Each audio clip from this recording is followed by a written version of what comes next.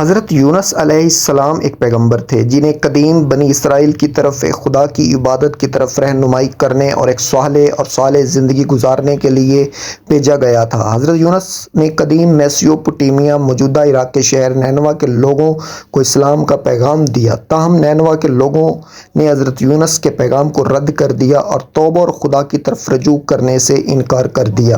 مایوس ہو کر حضرت یونس علیہ السلام شہر سے نکلے اور جانے کے لیے جہاز پر سوار ہوئے، تاہم خدا نے سمندر میں طوفان برپا کر دیا اور جہاز کے ڈوبنے کا خطرہ تھا۔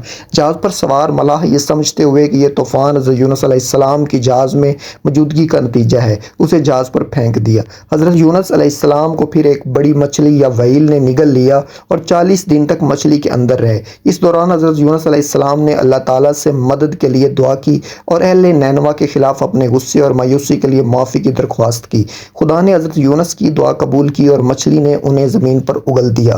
حضرت یونس نے اس کے بعد اہل نینوا کے پاس واپس آئے اور انہیں ایک بار پھر تبلیغ کی اور اس بار انہوں نے ان کے پیغام کو قبول کیا اور اللہ کی طرف توبہ کی۔ حضرت نوح علیہ السلام، جو حضرت نوح کے نام سے بھی جانا جاتا ہے، کا واقعہ ایمان اور فرمانبرداری کی گہری کہانی ہے۔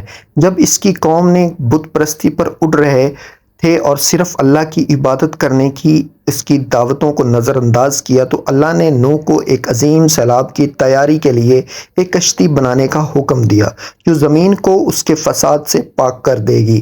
اپنے ہم عصروں کے طنز کے باوجود نوح نے خدائی رہنمائی میں وفاداری سے کشتی کو تعمیر کی۔ جیسے ہی سیلاب شروع ہوا وہ تمام مخلوقات کے جوڑوں کے ساتھ ایمان لانے والوں کے ساتھ کشتی میں سوار ہوا۔ پانی بالآخر کم ہو گیا اور کشتی جودی پہاڑ پر آباد ہو گئی، جو زمین پر انسانی زندگی کے لیے ایک نئی شروعات کا نشان ہے۔ یہ واقعہ لچک اور الہی مرضی پر بھروسے کے اسباق کے لیے منایا جاتا ہے۔ حضرت اسماعیل علیہ السلام کی قربانی کا واقعہ ایمان اور اطاعت کا ایک مضبوط ثبوت ہے۔ اس کہانی میں حضرت ابراہیم علیہ السلام کو اللہ تعالیٰ نے اپنے پیارے بیٹے اسماعیل علیہ السلام کو قربان کرنے کے حکم سے آزمایا ہے۔ ابراہیم علیہ السلام حکم پر عمل کرنے کی تیاری کرتا ہے، لیکن قربانی کے وقت اللہ مداخلت کرتا ہے اور اسماعیل علیہ السلام کی جگہ قربانی کے لیے ایک مینڈا فراہم کرتا ہے۔ اللہ کی مرضی کے سامنے سر تسلیم خم کرنے کے اس عمل کو دنیا بھر کے مسلمان عید الاضحیٰ کے تہوار کے موقع پر یاد کرتے ہیں۔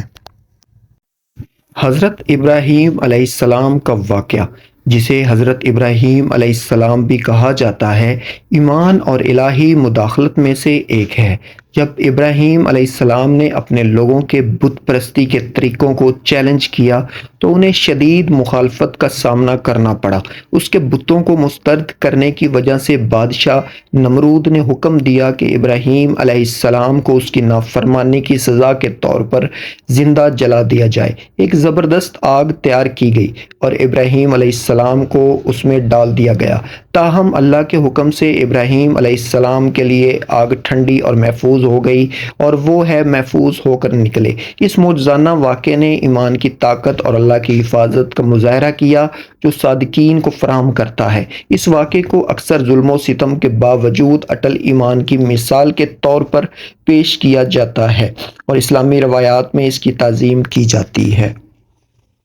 حضرت صالح علیہ السلام اور معجزانہ اونٹ کا قصہ اسلامی روایات میں ایک اہم واقعہ ہے۔ حضرت صالح علیہ السلام کو قوم سمود کی طرف نبی بنا کر بھیجا گیا تھا، جو اپنی بت پرستی اور بدکاری کی وجہ سے مشہور تھے۔ توحید کی طرف رہنمائی کے لیے لوگوں نے صالح سے معجزے کا مطالبہ کیا۔ اس کے جواب میں ایک انوکھی اور بہت بڑی اونٹنی جو 10 ماہ کی حاملہ تھی، معجزانہ طور پر پہاڑوں سے اللہ کی نشانی بن کر نکلی۔ صالح علیہ السلام نے لوگوں کو خبردار کیا کہ وہ اونٹ کا احترام کریں اور اسے اپنے پانی کی فراہمی سے آزادانہ طور پر پینے دیں۔ تاہم قوم سمود میں سے کچھ کافروں نے صالح علیہ السلام کی تنبیہات کی خلاف ورزی کرتے ہوئے اونٹ کو کاٹ کر مار ڈالا۔ ان کا یہ عمل ان کے زوال کا باعث بنا، کیونکہ اللہ کا عذاب ان پر ایک تباہ کن زلزلے کی صورت میں آیا جس سے کافروں کو نیست و نابود ہو گیا اور صرف صالح علیہ السلام کے وفادار پیروکار باقی رہ گئے۔ یہ واقعہ نافرمانی کے نتائج اور پیغمبروں کے پیغامات پر عمل کرنے کی اہمیت کے بارے میں ایک سبق کے طور پر کام کرتا ہے۔